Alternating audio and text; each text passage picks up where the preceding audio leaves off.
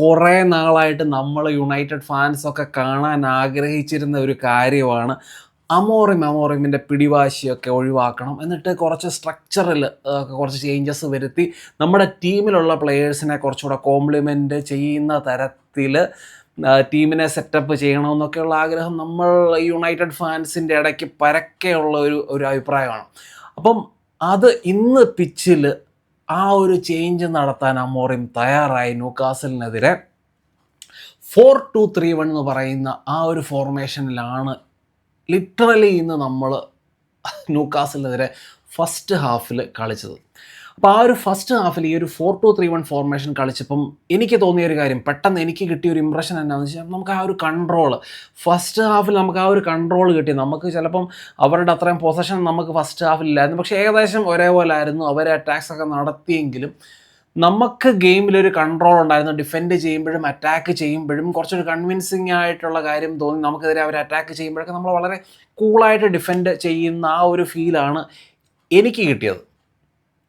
അപ്പോൾ നമ്മൾ നോക്കുകയാണെങ്കിൽ ഈ ഒരു ലൈനപ്പിൽ ഭയങ്കര ഒരു സർപ്രൈസിങ് ഫാക്ടർ എന്ന് പറഞ്ഞുകൊണ്ടിരുന്നത് റൈറ്റ് വിങ്ങിൽ ആസ് എ റൈറ്റ് വിങ്ങറായിട്ട് ഡോർഗുവിനെ കളിപ്പിച്ചാണ്. ഇപ്പോൾ ഇത്രയും നാളായിട്ട് നമ്മൾ ആ ഒരു ലെഫ്റ്റ് വിങ് ബാക്കായിട്ടാണ് ഈ ഒരു മനുഷ്യനെ കളിപ്പിച്ചുകൊണ്ടിരുന്നത് അമോറിമിൻ്റെ കാര്യം നമ്മൾ നോക്കുകയാണെങ്കിൽ ഇപ്പോൾ ലെഫ്റ്റ് സൈഡിൽ പുള്ളി കൂടുതലും ആ ഒരു റൈറ്റ് ഫുട്ടഡ് ആയിട്ടുള്ള പ്ലെയറിനെയും അതുപോലെ തന്നെ റൈറ്റ് സൈഡിൽ ലെഫ്റ്റ് ഫുട്ടഡ് ആയിട്ടുള്ള പ്ലെയറിനെയാണ് പുള്ളി കൂടുതൽ പ്രിഫർ ചെയ്യുന്നത്. ആ ഒരു ആംഗിൾ ക്രിയേറ്റ് ചെയ്യുക എന്നുള്ള ആ ഒരു ലക്ഷ്യത്തിന് വേണ്ടി പുള്ളി ആ ഒരു പ്രിഫറൻസ് പുള്ളിക്ക് എപ്പോഴും ഉണ്ട്. പക്ഷേ ആ ഒരു പ്രിഫറൻസിനെയൊക്കെ തെറ്റിച്ചുകൊണ്ട് പുള്ളി ഇന്ന് ഡോർഗുവിനെ ആ ഒരു റൈറ്റ് വിങ്ങറായിട്ട് കളിപ്പിച്ചത് എല്ലാവരെയും ഞെട്ടിച്ച ഒരു സംഭവമാണ്. ഇപ്പം എല്ലാവരെയും ഞെട്ടിച്ചു എന്ന് മാത്രമല്ല, ഡോർഗു എന്ന് പറയുന്ന മനുഷ്യനായിരുന്നു ഇന്നത്തെ മാച്ചിൽ ഏറ്റവും ഇമ്പ്രസീവായിട്ട് എനിക്ക് തോന്നിയ പ്ലെയർ ഡോർഗു ആണ്. അത് അറ്റാക്കിംഗ് വൈസ് ആയാലും ഡിഫെൻസീവ്ലി ആണെങ്കിലും പുള്ളിയാണ് ആ ഒരു വണ്ടർ വോളി ഗോളൊക്കെ നമുക്ക് വേണ്ടി സ്കോർ ചെയ്ത് നമുക്ക് ആ ഒരു 1-0 ലീഡ് ഫസ്റ്റ് ഹാഫിൽ തന്നതും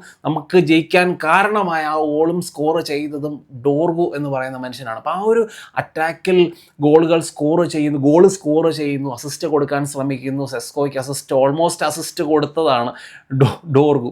അതുപോലെ ഡിഫെൻസീവ്ലി ഡലോയെ ഹെൽപ്പ് ചെയ്യുന്നു. ഡലോയെ ആ ഒരു ഗോർഡൻ്റെ ആ ഒരു ത്രെട്ടിൽ നിന്നൊക്കെ പല സമയത്തും രക്ഷിച്ചത് ഡോർഗു ആണ്. അപ്പോൾ ആ ഒരു ട്രാക്ക് ബാക്ക് പോയി ചെയ്ത് ഡിഫെൻഡ് ചെയ്യുന്നു. സെക്കൻഡ് ഹാഫിലാണെങ്കിൽ തുര നമ്മുടെ ബോക്സിലോട്ട് ക്രോസസ് ഒക്കെ വരുന്ന സമയങ്ങളിലൊക്കെ ക്ലിയർ ചെയ്യാനൊക്കെ ഡോർഗു, ഇപ്പോൾ എവിടെ നോക്കിയാലും ആകപ്പാടെ ഒരു ഡോർഗു മയമായിരുന്നു പിച്ചിൽ മുഴുവനും. അപ്പോൾ ആസ്റ്റൺ വില്ലയ്ക്കൊക്കെ എതിരെ ഡോർഗു ഒരു ആവറേജ് പെർഫോമൻസ് ആണ് നടത്തിയത്. ചില ആൾക്കാർ ഭയങ്കര ഇമ്പ്രസീവായിട്ടൊക്കെ പറഞ്ഞു, പക്ഷേ എനിക്കത് ആവറേജ് പെർഫോമൻസ്, കുറച്ചൊരു തണുപ്പൻ പെർഫോമൻസ് ആയിട്ടാണ് എനിക്ക് തോന്നിയത്. കുറച്ചൊരു ഇമ്പ്രസീവായിട്ട് എനിക്ക് അത്ര തോന്നിയില്ല.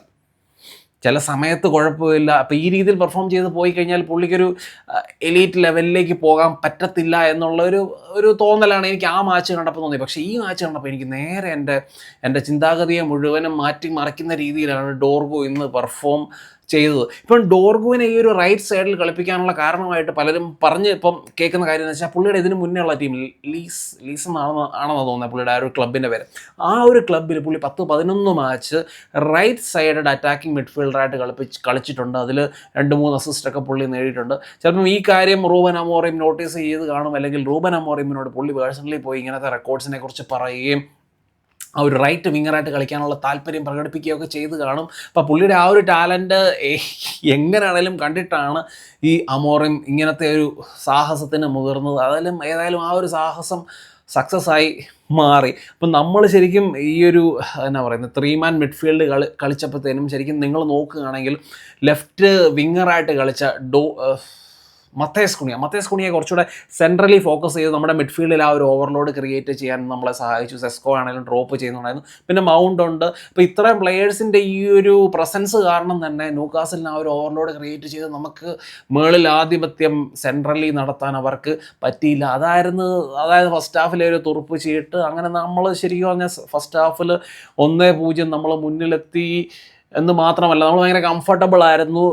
ന്യൂകാസിൽ പോലെ ഭയങ്കര അഗ്രസീവായിട്ടുള്ള ടീമിനെ പിടിച്ച് കെട്ടാനും അവരുടെ ആ അഗ്രഷനൊക്കെ കൺട്രോൾ ചെയ്യാനും നമുക്ക് പറ്റി. അതുകൊണ്ട് തന്നെ സെക്കൻഡ് ഹാഫ് എന്ന് പറയുന്നത് ഭയങ്കര എക്സൈറ്റിംഗ് ആയിട്ട് തന്നെയാണ് എനിക്ക് തോന്നുന്നത്. സെക്കൻഡ് ഹാഫ് കുറച്ചുകൂടെ എക്സൈറ്റിംഗ് ആയിരിക്കുമെന്ന് പ്രതീക്ഷിച്ച് തന്നെയാണ് ഇരുന്നത്. പക്ഷേ സെക്കൻഡ് ഹാഫിൻ്റെ തുടക്കത്തിൽ സബിനെ കണ്ടപ്പോൾ എനിക്ക് എന്തെങ്കിലും ഒരു ടാക്റ്റിക്കലി ഉള്ള എന്തെങ്കിലും ചേഞ്ചോ എന്തെങ്കിലും ആയിരിക്കും, അല്ലെങ്കിൽ കസമീറോ അല്ലെങ്കിൽ ഉഗാർത്ത ഇവരിൽ ആരെങ്കിലും മാറ്റാനുള്ള ഒരു പരിപാടി ആയിരിക്കാമെന്നാണ് ഞാൻ വിചാരിച്ചത്. കാരണം കസമീറോ ആണെങ്കിലും ഉഗാർത്ത ആണെങ്കിലും ഓഫ് ദ ബോൾ അവരുടെ വർക്ക് റേറ്റ്, അവരുടെ ഡിഫെൻഡിങ്, ബോൾ വിന്നിങ്, അങ്ങനത്തെ പരിപാടികൾ നല്ല ഭംഗിയായിട്ട് അവർ രണ്ടുപേരും ചെയ്യുന്നുണ്ടായിരുന്നു. പ്രത്യേകിച്ച് ഉഗാർത്തയൊക്കെ നമ്മൾ വളരെ പുച്ഛിച്ച് തള്ളുന്ന ഒരു മനുഷ്യനാണ്. പക്ഷേ പുള്ളി ഓഫ് ദ ബോൾ നല്ല രീതിയിൽ വർക്ക് ചെയ്ത് ബോൾ വിൻ ചെയ്യുകയൊക്കെ ചെയ്തു. ഡിഫെൻസീവ്ലി നല്ല രണ്ടുപേരും ബെറ്റർ ആയിരുന്നു. പക്ഷേ വിത്ത് ദ ബോൾ പ്രോഗ്രഷനും പാസിങ്ങും അങ്ങനത്തെ കാര്യങ്ങൾ വരുമ്പോഴത്തേനും കണ്ടിരിക്കാൻ പറ്റത്തില്ലാത്ത അവസ്ഥയാണ് രണ്ടുപേരുടെ. പ്രത്യേകിച്ച് കസമീറോ കുറച്ചുകൂടെ ബെറ്റർ ആണെന്ന് പറയാം. ഉഗാർത്തയെ ഒരു രക്ഷയില്ല. അപ്പോൾ അതുകൊണ്ട് തന്നെ ഉഗാർത്തയെ മാറ്റിയിട്ട് മിക്കവാറും ജാക്ക് ഫ്ലെക്ചറിനെ കൊണ്ടുവരാനുള്ള ശ്രമമാണ് ഇവർ നടത്തുന്നതെന്നാണ് ഞാൻ വിചാരിച്ചത്. പക്ഷേ പെട്ടെന്നാണ് മൗണ്ടിൻ്റെ ഇഞ്ചുറിയുടെ കാര്യം അറിയുന്നത്.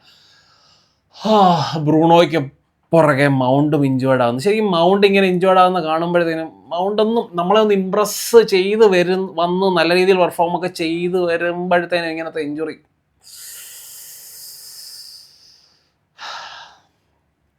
അപ്പോൾ എന്താണേലും മൗണ്ട് ഇല്ലാതെ ജാക്ക് ഫ്ലെച്ചർ ആ മിഡ്ഫീൽഡിൽ വന്നു. പിന്നെ സെക്കൻഡ് ഹാഫിൽ നിങ്ങൾ നോക്കുകയാണെങ്കിൽ ഭയങ്കര അഗ്രസീവ് അറ്റാക്കിൻ്റെ പുറത്ത് അറ്റാക്ക് ന്യൂകാസിൽ. ഇത് കണ്ട് പേടിച്ച് അമോറിമിൻ്റെ പഴയ പരിപാടിയിലേക്ക് 3 at the back അല്ലെങ്കിൽ ഒരു എക്സ്ട്രാ ഡിഫൻഡറിനെ കൂടെ കൊണ്ടുവരാൻ ശ്രമിക്കുന്നു. കസമീറോയെ സബ്ബ് ചെയ്ത് മാറ്റുന്ന സമയത്ത് കസമീറോ ചോദിക്കുന്നുണ്ട്, എന്നെ തന്നെയാണോ നിങ്ങൾ ഉദ്ദേശിക്കുന്നത്? കാരണം കസമീറോ കഴിഞ്ഞ മാച്ചിലും ഇല്ലായിരുന്നു.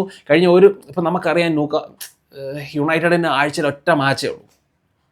അപ്പം ആ രീതിയിൽ നല്ല രീതിയിൽ റെസ്റ്റൊക്കെ കിട്ടി ഇരിക്കുന്ന ആ ഒരു മനുഷ്യനെ ആ സമയത്ത് സബ് ചെയ്യേണ്ട എന്തെങ്കിലും ആവശ്യം ഉണ്ടായിരുന്നു? ലെനി യോറോയെ കൊണ്ടുവരുന്നു. അപ്പോൾ അതും കൂടെ കഴിഞ്ഞപ്പോഴത്തേനും യുണൈറ്റഡിൻ്റെ അമോറിമിൻ്റെ ലക്ഷ്യം എന്ന് പറയുന്നത് ഡീപ്പറായിട്ട് ഡിഫെൻഡ് ചെയ്യുക. ഏകദേശം ബാക്ക് 6 ഒക്കെ ഫോം ചെയ്ത് 6-2-2 എന്ന് പറയുന്ന ഫോർമേഷനിലാണ് യുണൈറ്റഡ് ഡീപ്പറായിട്ട് ഡിഫെൻഡ് ചെയ്തുകൊണ്ടിരുന്നത്. കണ്ടിരിക്കാൻ വയ്യാത്ത രീതിയിൽ അറ്റാക്കിൻ്റെ മണ്ടയ്ക്ക് അറ്റാക്ക്. സെക്കൻഡ് ഹാഫ് കണ്ടിരുന്ന യുണൈറ്റഡ് ആരാധകർക്കൊക്കെ അറിയാം എന്തുമാത്രം നമ്മൾ ആ ഒരു മാച്ച് കാണാൻ സ്ട്രഗിൾ ചെയ്തെന്ന്. ചിലപ്പം പലരും പറയാം ഈ ഒരു മാച്ച് ജയിച്ചത് കൊണ്ട് പലരും ചിലപ്പം പറയും അമോറിം മാസ്റ്റർ ക്ലാസ് അല്ലെങ്കിൽ ഡിഫെൻസീവ് മാസ്റ്റർ ക്ലാസ്. എന്ത് മാസ്റ്റർ ക്ലാസ്? ഈ രീതിയിൽ യുണൈറ്റഡ് സെക്കൻഡ് ഹാഫിൽ സ്ട്രഗിൾ ചെയ്യുന്നത് കാണുക എന്ന് പറയുന്നത് ദുരന്തമാണ്. യുണൈറ്റഡ് ഫാൻസിനെ സംബന്ധിച്ച് കണ്ടിരിക്കാൻ പറ്റത്തില്ല. നമുക്ക് അത്രയ്ക്കും ബുദ്ധിമുട്ടാണിത്. കൺവിൻസിംഗ് ആയിട്ട് ഡിഫെൻഡ് ചെയ്യുന്നത് കാണുക അത് വേറൊരു രസമാണ്. പക്ഷേ ഈ സ്ട്രഗിൾ ചെയ്ത് ഈ രീതിയിൽ ഡിഫെൻഡ് ചെയ്യുന്നത് പോരാത്തതിന് അമോറിമിൻ്റെ സബ്സ്റ്റിറ്റ്യൂഷൻസ്, സെക്കൻഡ് ഹാഫിലെ ഓരോ സബ്സ്റ്റിറ്റ്യൂഷൻസും കസമീറോയെ മാറ്റി ഇവനെ കൊണ്ടുവരുന്നു, സെസ്കോയെ മാറ്റി സെർക്സിയെ കൊണ്ടുവരുന്നു. സെർക്സിക്ക് ശരിക്കും പറഞ്ഞാൽ സെർക്സിക്ക് ഗോൾ സ്കോറിങ് മാത്രമല്ല ലിങ്കപ്സിൻ്റെ കാര്യത്തിൽ മോശമാകുന്നു. പുള്ളി എന്താ പറയുക ടീമുമായിട്ട് യാതൊരു ബന്ധമില്ലാത്തൊരു മനുഷ്യനെ പോലെയാണ് പുള്ളി കളിച്ചുകൊണ്ടിരിക്കുന്നത്. ഹോൾഡപ്പ് മോശം. സെസ്കോ ഹോൾഡപ്പൊക്കെ സെസ്കോയുടെ ബെറ്ററാണ്. ഫിനിഷിങ്ങിൻ്റെ കാര്യത്തിൽ മാത്രം ഒന്ന് കുറച്ചുകൂടെ ഇമ്പ്രൂവ്മെൻറ്റ് വരുത്തിയാൽ മതി. അത് പയ്യെ മാച്ച് കൺസിസ്റ്റൻ്റായിട്ട് ഒരു റൺ ഓഫ് ഗെയിംസ് കിട്ടി ഈ അടുത്ത സീസണൊക്കെ ആകുമ്പോഴത്തേനും എനിക്കൊന്ന് ബെറ്റർ ആകും സെസ്കോ.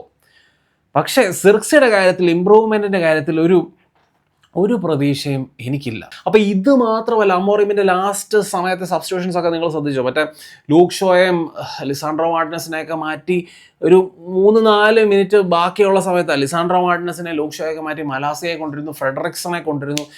ഒന്നാമത് ഈ രീതിയിൽ ഡീപ്പറായിട്ട് ഡിഫെൻഡ് ചെയ്ത് ഇത്രയും മോശമായിട്ട് സ്ട്രഗിൾ ചെയ്ത് ഡിഫെൻഡ് ചെയ്ത സമയത്ത് യുണൈറ്റഡിലെ ലീഡേഴ്സ് അല്ലെങ്കിൽ ഏറ്റവും എക്സ്പീരിയൻസ്ഡ് ആയിട്ടുള്ള ഡിഫൻഡേഴ്സിനെ പിടിച്ച് മാറ്റിയിട്ട് യങ്ങർ പ്ലെയേഴ്സ്, മലാസിയൊക്കെ കളിച്ചിട്ട് കാലങ്ങളായി, ഫ്രെഡറിക്സൺ ചെറിയ പയ്യനെ കൊണ്ടുവന്ന് ഡിഫെൻഡ് ചെയ്യാൻ വേണ്ടി നിർത്തുക.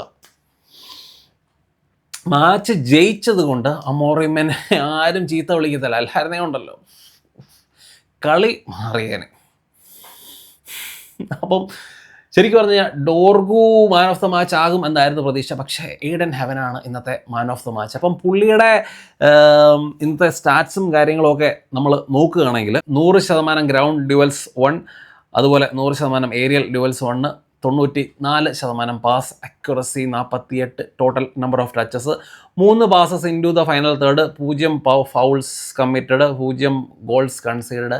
അപ്പോൾ ഈ രീതിയിൽ ന്യൂകാസലിൻ്റെ അറ്റാക്കിനെ അത് മാത്രമല്ല വോൾട്ടമാടെ പോണക്കത്തെ ഭീകരന്മാരെയൊക്കെ കൺട്രോൾ ചെയ്ത് നല്ല ഒന്നാം തരമായിട്ട് ഡിഫെൻഡ് ചെയ്ത 19 വയസ്സുകാരൻ ഈഡൻ ഹെവൻ ഡിസർവിങ്ങിലി അവൻ മാൻ ഓഫ് ദ മാച്ച് ആകുന്നു. അപ്പോൾ ഈ രീതിയിലുള്ള പ്ലെയേഴ്സ്, യങ്ങർ പ്ലെയേഴ്സ് ഡെവലപ്പ് ചെയ്യുന്നത് കാണുമ്പോൾ മനസ്സിന് ഭയങ്കര